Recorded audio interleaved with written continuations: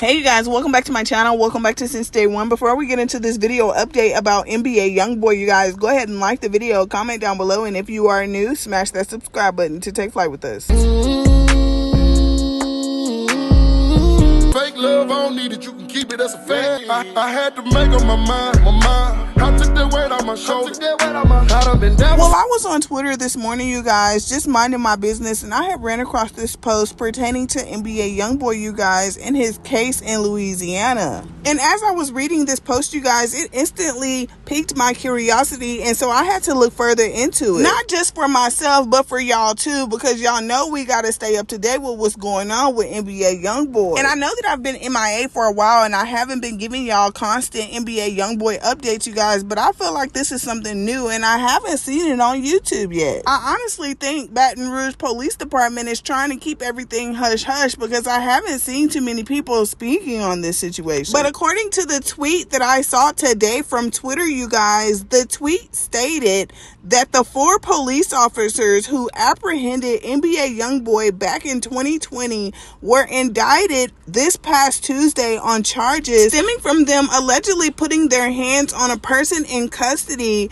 and had attempted to destroy the evidence to cover it up, y'all. And after I read that, y'all, my honest to God first reaction was, does this mean that NBA Youngboy will be able to get off house arrest, y'all? Because y'all know we've been waiting for this man to get off house arrest so the drama can start back up, so he can go on tour, so he can be a free man, so that he can see all his kids. So the article I found read that 4 Baton Rouge Police Department officers indicted and 1 was cleared. After meeting for months, a special grand jury handed down indictments against 4 Baton Rouge police officers on Tuesday, June 25th, 2024. And for the ones who don't know, an indictment means the grand jury believed that there is enough evidence in the case to proceed to trial. The district attorney on the case emphasized that none of the charges against these officers carries a mandatory incarceration sentence if the officers are ultimately found guilty.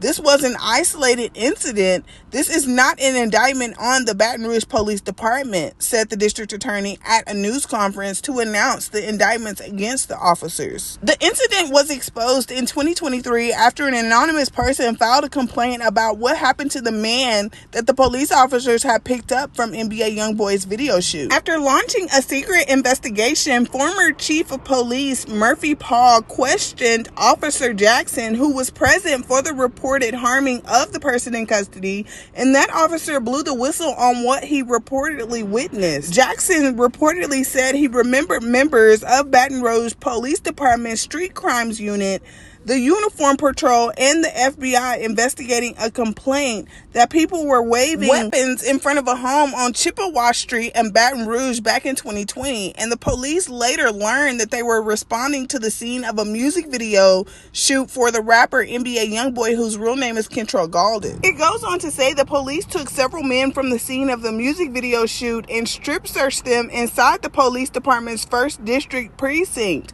One man, according to the police report, acted suspiciously in the back of a car as he was being taken away from the 1st District precinct to the East Baton Rouge Parish Prison. Jackson said he remembered bringing the man back to the precinct for another strip search. A corporal reportedly put his hands on the man, and another senior officer used a stun gun to scare the man to comply with their demands, according to the whistleblower's account, investigators said. Drugs then fell from the man's body. Law enforcement officers then took the man to the Parish prison and charged him with multiple crimes, including possession, and the police report makes no mention of the reported officer putting his hands on the man or the strip search. The 19th Judicial District Judge Tiffany Foxworth Roberts signed an order dismissing the case against that man in May of 2023 after prosecutors failed to file formal charges. The details of the reported involvement of the other officers comes from police documents obtained by this news channel, which detailed the whistleblower's memory of that night in 2020. And this is where it gets interesting, you guys, because Troy Lawrence Sr. was the commander of the Street Crimes Unit at the time of the reported harming of the person they had in custody. Internal Affairs investigators interviewed him on October 31st, 2023, 16 days after he had been placed on administrative leave. Lawrence told investigators that he did not recall seeing anyone getting harmed, and also Lawrence could not recall if he had threatened the suspect that another officer would knock the F out of the man until he complied with the strip search. Investigators wrote that Lawrence also could not remember activating his stun gun to scare the man or conspiring with another officer to get rid of body camera footage of the incident after being told by Officer Todd Thomas that the footage looked real bad. Troy Lawrence notably transferred Jackson from the street crimes unit to a different unit after making a personal request to former Chief of Police Murphy Paul. Still, according to the leaked documents, he kept running into Jackson. Investigators said that Lawrence discredited the whistleblower and explained the constant run-ins by saying that something is wrong with him. It goes on to say that Corporal Todd Thomas reportedly came into the bathroom where the suspect was being strip searched and got physical. The whistleblower told the investigator that Thomas had put his hands on the man about 4 or 5 times. Thomas reportedly took Jackson's body camera and viewed the footage filmed after Officer Lawrence Sr. activated the stun gun, and this officer also reportedly took the body camera away from Jackson. Officer Thomas told investigators that he could not recall whether any of those things had happened. Corporal Douglas Schutz was inside the bathroom before the reported incident with the inmate had happened, and he also reportedly activated his stun gun at some point to scare the suspect into submission. He also told investigators that he could not recall the reported incident with the man being harmed by another police officer. It goes on to say that Officer Jesse Barcelona was not indicted, but he was the then sergeant at the time, and he denied witnessing or taking part in the reported harming of the inmate. He told investigators he was helping Jackson write up the missing body camera, and he denied hearing any information about the arrest or what happened to the body camera prior to sending a report up the chain of command. The article goes on to say that Corporal Martell Jackson's account ties the other officers to the alleged scheme. As he remembers it, he and Officer Schutz were in a bathroom at the precinct when Officer Todd Thomas came in and began putting his hands on the suspect. Jackson recalls Officer Lawrence making threats to force the suspect to comply and then activating his taser to scare the suspect. Unknown to the group, the sound of the taser also activated Jackson's body camera. Jackson alleges that Officer Todd Thomas viewed the video, and Thomas then warned Officer Lawrence that the footage was incriminating and then took the body camera. Corporal Martell Jackson went on then to file a report on the missing body camera, which Officer Barcelona sent up to their higher-ups. Jackson notably chose to come forward after the anonymous complaint and only after former Chief of Police Murphy Paul had already told investigators to begin looking into the allegations. The investigation also followed a damning report by the WAFBI team, which revealed the existence and location of the Brave Cave, which was unrelated to this incident.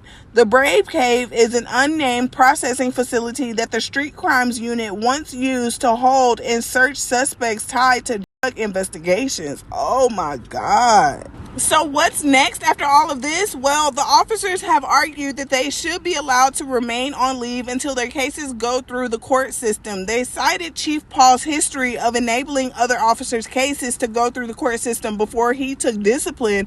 However, Chief Paul is now retired. The decision of newly appointed Chief Thomas Morris will set the tone for his dealings with his officers accused of these misdealings. It remains to be seen if District Attorney Morris' office will be willing to entertain plea agreements with these officers before trial. Federal prosecutors could bring additional cases against these officers from their own investigations. Civil lawsuits have been placed on hold against the Baton Rouge Police Department, these officers, and the Street Crimes Unit for policies and practices that attorneys say violate the civil rights of people those officers have sworn to protect and serve. So now the question is, you guys, is how is NBA Youngboy related to this Baton Rouge Police Department federal probe? Like, how are they linked?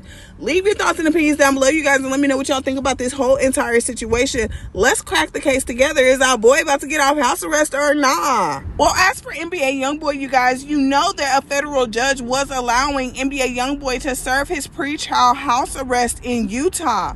but is now scheduling a hearing to consider revoking his bond after he was arrested for the prescription fraud ring in Utah, among other charges. And now that same federal judge based in Baton Rouge signed a request from federal prosecutors to schedule a bond revocation hearing for the rapper NBA Youngboy after he was arrested on 63 state charges in Utah. A judge by the name of Shelley Dick for the Middle District of Louisiana ordered federal agents to take NBA Youngboy, whose real name is Kentrell Gaulden, into federal custody and hold him until a bond revocation hearing is scheduled. If Judge Dick agrees with prosecutors that Gaulden violated terms of his pretrial release, she could order that he be held until trial. And now they're saying, you guys, that NBA Youngboy's attorney did not immediately respond to requests for comment concerning the situation. I mean, that's just so crazy, y'all, because, like, really, if NBA Youngboy hadn't been down there allegedly doing what Utah said that he was doing with them prescription drugs and stuff, he technically would have been done. He would have been getting off house arrest, y'all. Leave your thoughts and opinions down below and let me know what y'all think about this situation, and I'll see you in the next video. So long, sleeping from sofa to sofa. Now I'ma step on these little bitty bitches in some brand new Gucci loafers. Some Gucci walking. I got tired of eating Big Mama's chicken. Now it's business when I walk.